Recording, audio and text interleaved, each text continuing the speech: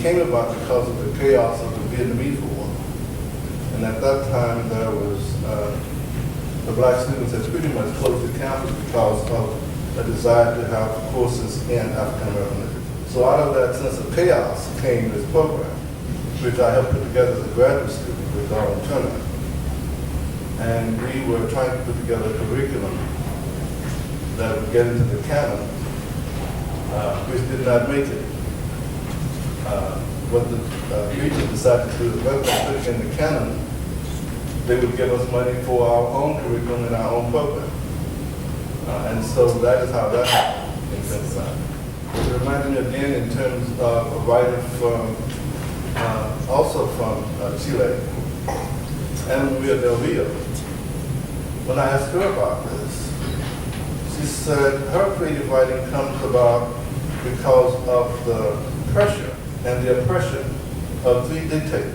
One was Allende himself, the other one was her husband, and the third was her son, who was now 12 years old, and who realized that he was the only child, a male child in the family, and now he had begun to order her around as her husband did. So she wrote at 11 o'clock at night, when everyone had gone to bed. She wrote for a couple of hours. She took a bath around 2 o'clock. After the bath, she wrote for another couple of hours, and then she got up, if she was able to get some sleep, and made dinner for her husband. Breakfast, I'm sorry. It reminded me also in terms of when I worked with Alex Haley as a chief researcher, and he was concerned about the chaos of American history, and that somehow American history had not portrayed African Americans, blacks, appropriately. The history was somewhat false. So a part of his own desire in terms of getting research related to a project that was called the Tente Project, and it was funded by Carnegie, was to try to get some sense of order into American history. So if I had known at that time, I'm not doing it, I'm not. Chaos. Chaos. If I had known at that time that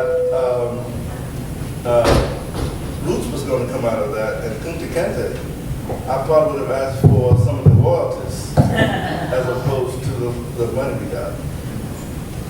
It also reminded me of the fact of when African American writers tried to put forth their literature, that there was a sense in terms of their thinking that the world was in chaos. And for them, getting African American literature into the canon was a kind of order. So for them, the world was already chaotic. And their writing, they thought, would help put it in order. But what happened is that when they attempted to really push forward the literature in the canon, it created chaos again. So for them, the order was chaotic to creative to order to chaos. And in a way, they felt as though out of chaos comes creativity. And so there was a sense in terms of, for them, there was always a constant battle, a constant position of change, because you could not put your hand on it. The writers had a very difficult time. Should they write only about themselves and still make sure that it was somehow universal?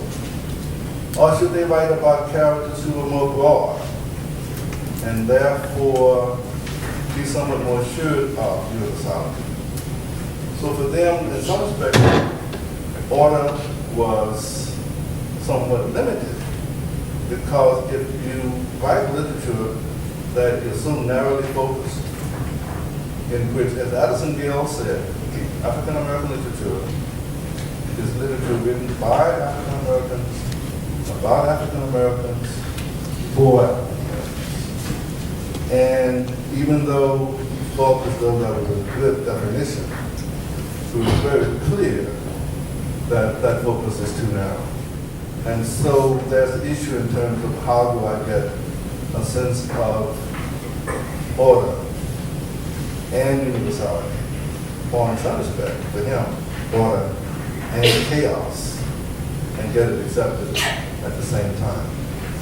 And then finally, I think that the sense of chaos and order has to do with why we write. I think we write because we have a story to tell. I think we write because there's a need to make sure that our sense of self is in the literature. That somehow, in spite of all that has been said, in spite of all that has been written, not enough has been said to satisfy us that our sense of identity and our voice is there. So for those writers, the sense of writing has to do with we need to make sure that we have a voice. I think we also write because we're insecure and we're scared. And we're naked when we write. And we really don't like feeling like that. And so we write in order to give ourselves security. But when we do that, we also are insecure again. It's sort of like an actor who has won what is that word? Academy Award. Thank you very much. The next day, I'm told that many of them are very depressed because they know that now, for the next movie, they've got to audition all over again. That Academy Award is no guarantee that when the next part comes, they can get it without audition. So then they start all over again. All that wonderful order is now chaotic again. They're on cue, they've got to audition, and guess what? They may not get it. And so I think that the sense of order and chaos is what we as artists always live with. We have to. And I think that we should not ignore or deny or reject the chaos, because out of that comes creativity.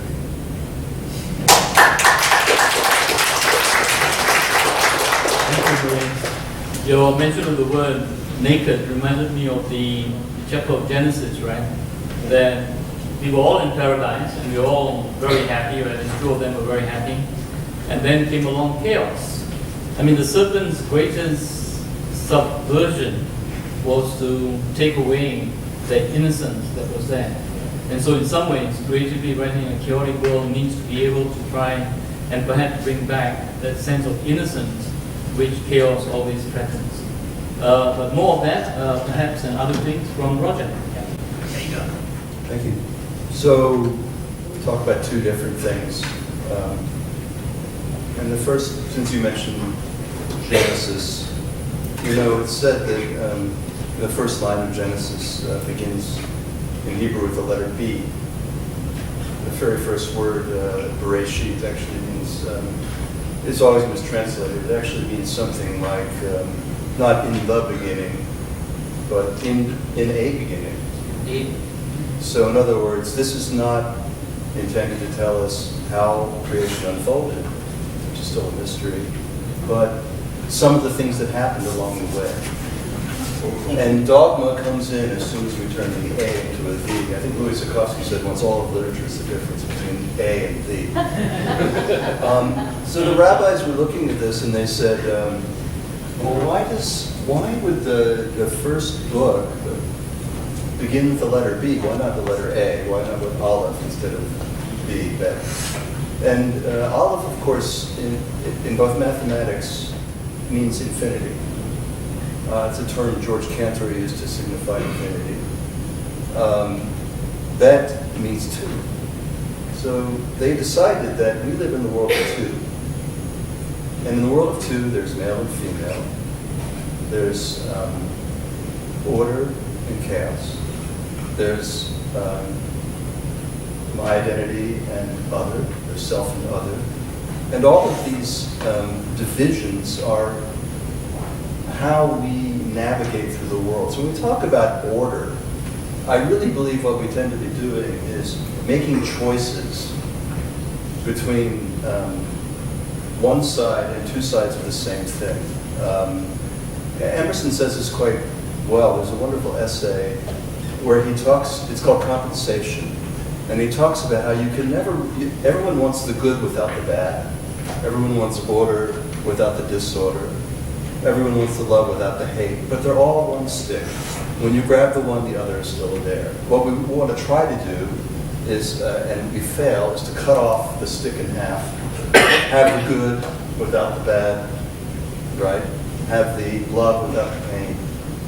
Have the excitement without the fear. And when we do that, we are cutting the world in half and repeating the dilemma of the world of two. The truth is,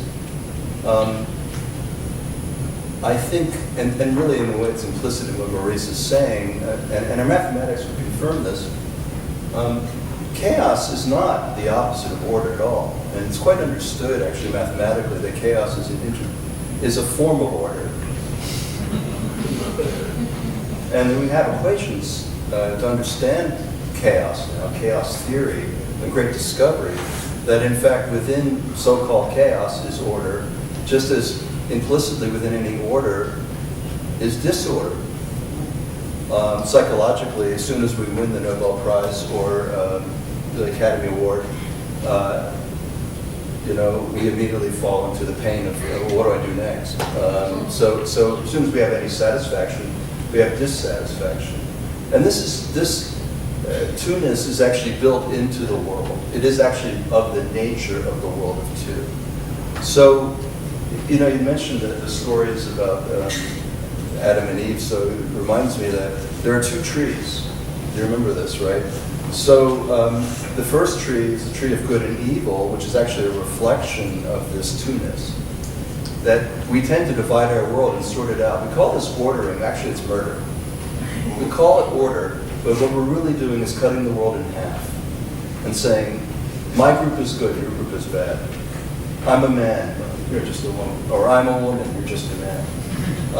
And so forth. And by recreating the world of two, we've eaten from the tree of good and evil. But there's a second tree. And the second tree is called the tree of life. And in the tree of life, good and evil, bad, male and female, black and white, all meet together in a holy, unholy mixture. And really, to me, creativity is leaving the world of two and temporarily entering the world of one. Freud had this wonderful theory about language, which may or may not be true, but it's quite fascinating, which is that originally all languages, there was never such a thing as the word black and the word white. There was actually a word that meant black-white. And then after a while people said, oh, do you mean the black-white or the white-white? And eventually the two words were severed in half. And then they become opposition. The truth is, in the creative process, there are words like black-white, love, hate, odi adamo, I love and I hate. There are words where the two merge into the one momentarily. And in that moment, we feel such a release of energy and such an empowerment, such a freedom from the constraints of the world. Because in the world, we're forced to choose. But in our own privacy, as we begin to create, we re-enter the aboriginal, I don't call it chaos, I call it the world of one. And in the world of one, the opposites meet and become part of the same vital experience. So I think that I would say that creativity and chaos are the same. That in fact the creative process is having the courage and the vulnerability to leave behind the world of two, at least temporarily, and enter into the world of confusion or the tree of life. The rabbis were really worried about what is another world of two things, kosher and not kosher and treif. I'm actually leading to the deepest mystery of all, which is why Jews love Chinese food. But I can't really go into that today because that's really too profound.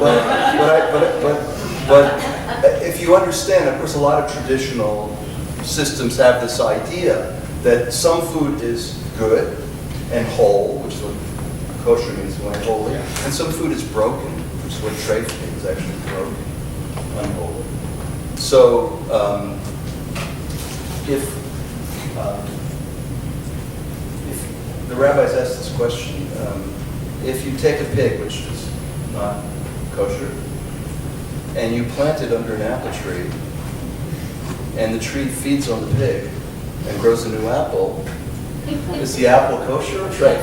And the understanding would be that by the transformational process of breaking down the nutrients and creating, through the magic of what a tree is, something new, no, it's no longer treif. You can eat the apple. And I think somehow that's an arcane metaphor for the creative process. We root ourselves in the broken and in the divide and the pain that we have about that. And then through this entering into the world of one, the tree of life, we bring everything together and create something new, which has utterly transformed itself, even though it has its origin in this, we might say, with no offense to those of us who eat pork, an unholy beginning. Thank you, and that's a lot of profound articulations that require considerable expansions and extensions. I think of Blake, trying to do something of the kind that you're suggesting, and a wonderful poet. And our one wonderful poet, Ravi, I'm sure will have a take on this, right? On to you, Ravi.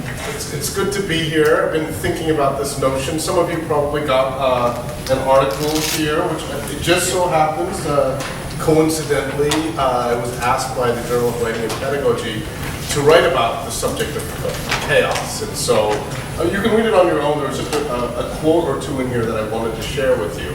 But it's about the ways in which I try to harness chaos in creating my own work. And, you know, I think what Rodger was saying about the oneness and chaos and order being two sides of the same coin is really quite fundamental in the way that we process and create work. And I think particularly now, we live in this really accelerated time. We are bombarded by so many kinds of images and phrases and advertisements and the chaos. If you could kind of measure the chaos, the white noise that we're surrounded by, I think it would be off the charts, right? I mean, there's so much, and so I think what art does, I think of Stéphane Mallarmé said the job of poetry is to clean our word-clogged reality by creating silences around things, right? So that we're often kind of immersed in all of this this chaos, and what we're trying to do is to create this space, a moment of awareness where we can harness some of these ideas to forge a path forward in some way. And just a few examples. I mean, I think that there's intrinsic chaos in existence, and that as writers, as artists, indeed as business people, what we're trying to do in part is to stave off that chaos and to create order. But of course, any order is transient, right? According to chaos theory, entropy, we're kind of moving towards greater and greater disorder. So you create a kind of moment of order, and then that crumbles and breaks down, and then you have to create another order.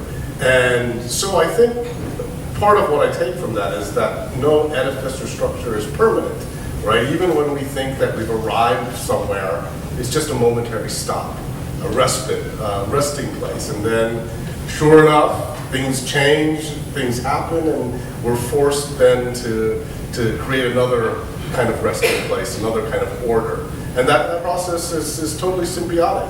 One leads to the other, and back again.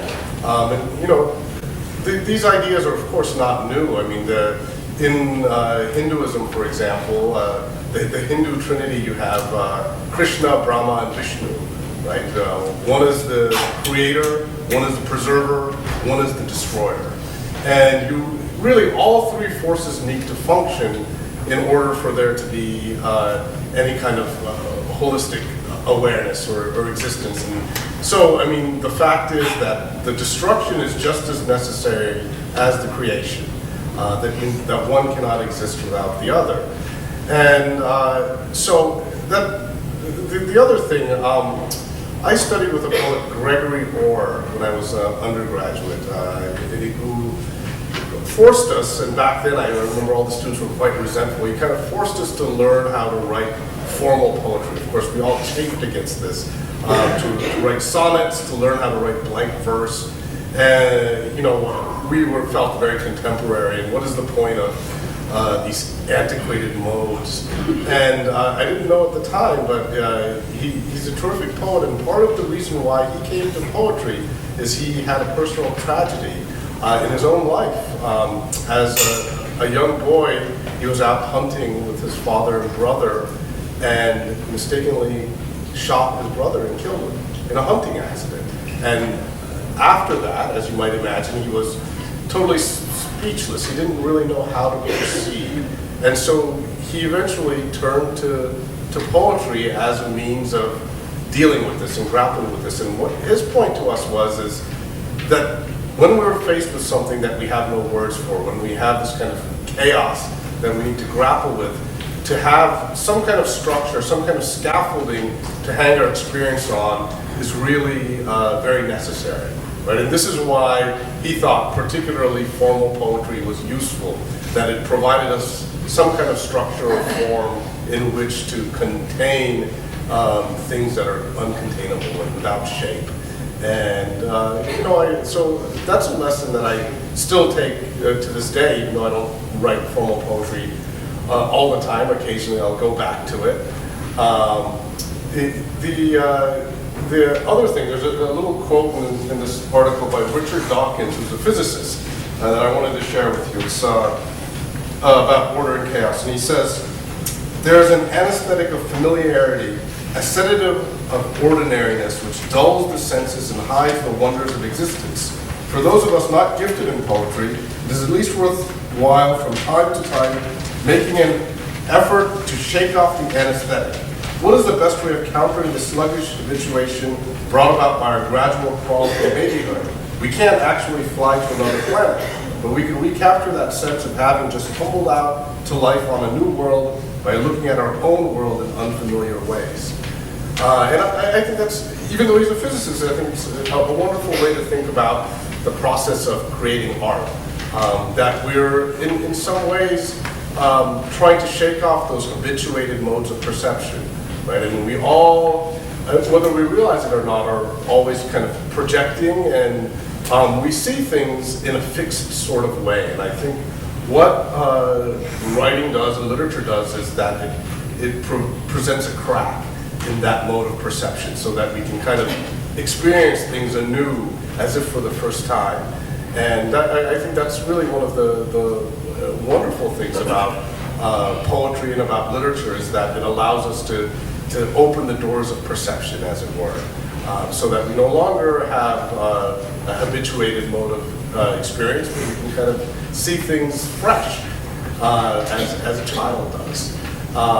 And the other way in which I think about writing creatively in a chaotic world is that there are no easy answers. Right? I turn to art because we're surrounded by ambiguity, and I think ambiguity doesn't get as much praise as it needs to. Right? It's different than being vague. Being ambiguous is, as John Keats used to say, right, the ability to abide in uncertainty without any reaching after fact or reason. That in our own lives, things aren't always very clear. We have the people that we care the most about are probably the people that frustrate us the most at the same time.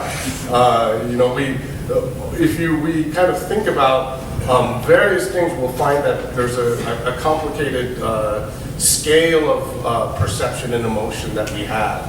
And that's the chaos. That's the chaos of existence. And I think what great literature does is it allows all of these possibilities to coexist at the same time. So it's possible to love someone and hate them at the same time, or it's possible for different things to be true simultaneously. It's not an either or, but more of an and. So that kind of ambiguity, I think, is really can be very productive. And the other thing, chaos theory became kind of very popular. There's a great book called Chaos by James Gleick, right? And he talks about the way it's formulated in the popular imagination is that a butterfly flaps its wings in Peru, and from that, a hurricane, a tsunami arises in the middle of the ocean. And simply the idea is that the smallest, most insignificant detail can make all the difference. And perhaps in our own lives we've noticed this. The choice that we make to walk into a particular restaurant on a given day might change our path completely, right? There's a way in which just the smallest little detail has the ability to have a profound effect that is unforeseeable for us. And so I think of poetry as creating a kind of openness to those kinds of possibilities. And with its attention to specific, minute detail, there's a way in which we can arrive at something that's more universal. And that's, I think, part of how we can engage creatively with the chaotic world.